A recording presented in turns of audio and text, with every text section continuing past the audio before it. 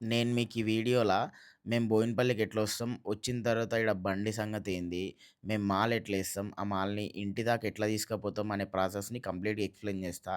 And అది explain చేసుకుంటనే మనం ఈరోజు ఏమేం మాలేద్దాం, ఏమేం మాలేసినాం గూడా ఎక్స్‌ప్లెయిన్ చేస్తా. సో, వీడియో మొత్తం చూడండి. ఏమన్నా డౌట్స్ ఉంటే కామెంట్స్‌లో చెప్పండి. ఫస్ట్ పొద్దున్నే లెవ్వంగానే మనం ఫ్రెష్ అప్ అయిపోయి బండి తీస్తామనమాట. బండి తీసి బండిలో సామానేముంది, అంటే సామానంటే మన తక్కెడ బాట్లు, టెంట్ కాయిదాలు, కట్టెలు, ఇంగా మన మార్కెట్‌కి సంబంధించిన సామానేమన్నా ఉందా అదంతా చూసుకుంటాం. ఏమన్నా బండిలో సామానుంటే ఆ సామాను తీసుకపోయి మనకు మార్కెట్ ఒకవేళ దగ్గరుంటే మనం మార్కెట్‌లో పెడతాం. మార్కెట్‌లో పెట్టి కప్పేస్తాం. లేదంటే ఇంటికాడనే దించేస్తాం. ఇంటికాడ దించి డైరెక్ట్ పెట్రోల్ బంక్‌కి పోతాం. పెట్రోల్ బంక్‌కి పోయిన తర్వాత బండి మొత్తం ఫుల్ ట్యాంక్ చేపిస్తామనమాట. బండి మొత్తం ఫుల్ ట్యాంక్ చేపిచ్చి డైరెక్ట్ ఒకటే బోయినపల్లి రూట్ కొట్టేస్తామనమాట. బోయినపల్లికి పోయిన తర్వాత ఎట్లుంటదని చెప్పేసి ప్రాసెస్ ఇప్పుడు ఎక్స్‌ప్లెయిన్ చేస్తా. ఇగో ఇది కనిపిస్తుంది గదా! కమాన్ ఇదే బోయినపల్లి మార్కెట్ ఎంట్రన్స్ అనమాట. అవతలదేమో ఎగ్జిట్. ఇది ఎంట్రీ, అవతలనేమో ఎగ్జిట్. మనం ఇట్లా ఫస్ట్ బోయినపల్లి ఇట్లా ఎంట్రీ నుంచి లోపలికైతే పోతాం. లోపలికి పోయిన తర్వాత డైరెక్ట్ ఏందంటే మన బండి పార్కింగ్ గురించి ఆలోచిస్తామనమాట. మన బండి కూరగాయలేసుకొని రావాలంటే బండి సేఫ్‌గా ఉండాలి గదా! సేఫ్‌గా ఉండాలంటే మంచిగా పార్కింగ్ చేయాలి. సో, ఫస్ట్ పోంగానే మీరు గూడా ఫస్ట్ కొత్తోళ్ళైతే బండిని ఒక మంచి జాగాలో పార్క్ చేసుకోండి. ఎందుకంటే సెక్యూరిటీ వాళ్ళొచ్చి ఏడ పడితే ఆడ పార్క్ చేసిన బండ్లకి ఏందంటే గాలి మొత్తం తీసి పడేస్తారు. మాకట్లా 2, 3 సార్లయితే జరిగింది. మీరు ఎప్పుడన్నా బోయినపల్లికి పోతే మీకు పార్కింగ్ దొరకకపోతే బండి దగ్గర ఒకరుండండి. లేదంటే ఎవరన్నా వచ్చేసి గాలయితే తీసి పడేస్తారు. చాలా జాగ్రత్తగుండాలి బోయినపల్లికొస్తే. ఓకేనా? సరే. నేనిప్పుడు అందుకే పార్కింగయితే లెంకుతున్నా. కానీ నాకెంత లెంకినా ఈరోజు పార్కింగయితే మన బండికి ఒక మంచి జాగనేది దొరకలేదు. ఏడ చూసినా ఫుల్లు ట్రాఫిక్కు, మస్తు బండ్లుండే. ఇయాల సాటర్‌డే, సండే ఫుల్లు బండ్లొస్తాయి. కాబట్టి మనకి ఇయాల పార్కింగ్ దొరకడం కష్టమే. కష్టమే కాదు, కష్టమైపోయింది. ఏం దొరకలేవు. కాబట్టి నేను రోడ్ సైడ్‌నయితే పక్కన ఒక షాప్ ముంగటనయితే ఆపిన.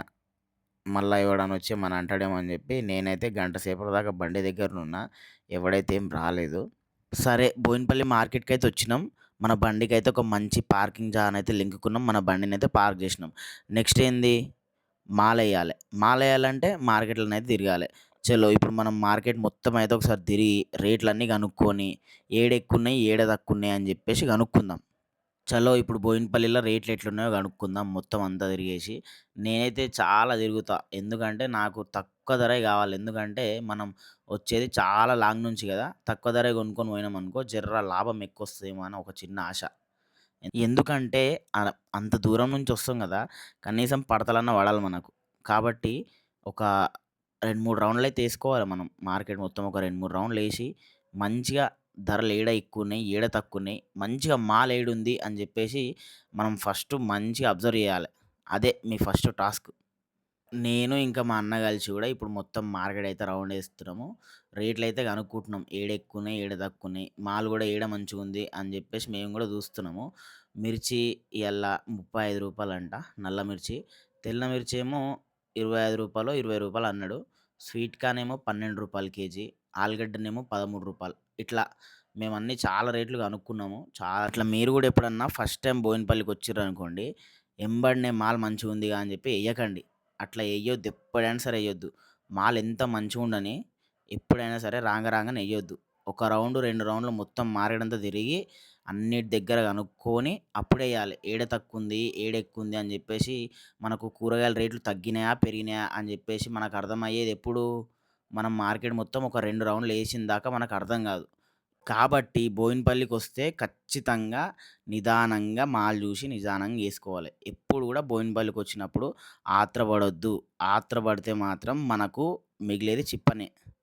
మనకు మంచిగా పడతలు పడాలంటే మంచిగా జూసి ఏసుకోవాలి మాల్.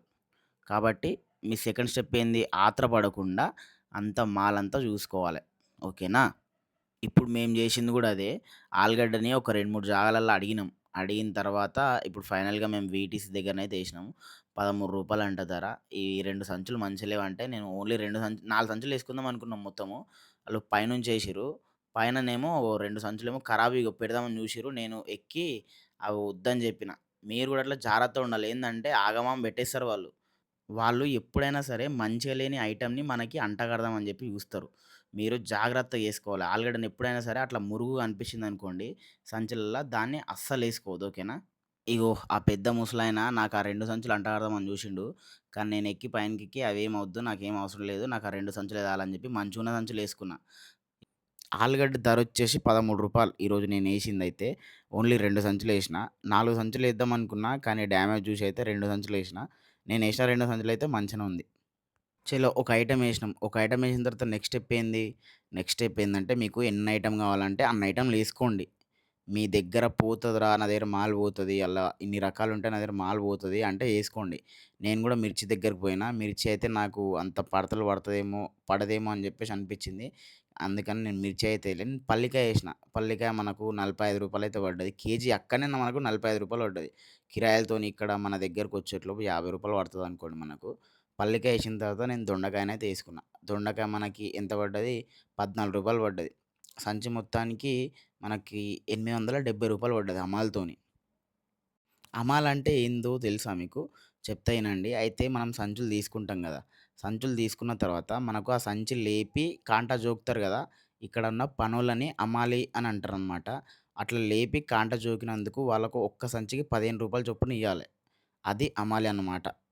ముందు రూ. 10 ఉండే. కానీ ఈ మధ్యనే రూ. 15 చేసిర్రు. సరే మనం మాల్ మొత్తం యేసుకున్నాం. యేసుకున్న తర్వాత బండిలకి ఎట్లా రావాలి మాలు?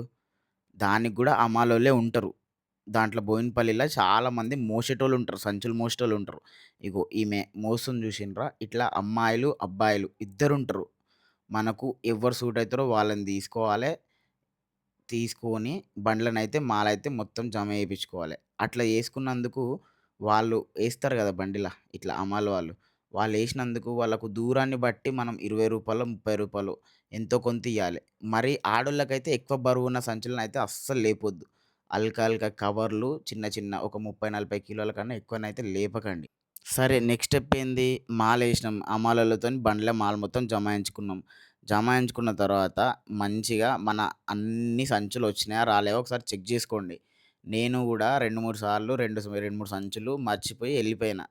తర్వాత నాకు దొరికినాయనుకోండి, అందరికి దొరుకుతాయని గ్యారంటీ అస్సలు లేదు. ఎందుకంటే అది బోయినపల్లి మార్కెట్. దొంగలు గూడా ఉంటారు దాంట్ల. అందుకే ఏందంటే, మన సంచులు మనకొచ్చినాయా లేదా? మన బండ్లకు అన్నీ వచ్చినాయా లేదా? అని జెప్పేసి చెక్ జేసుకోండి.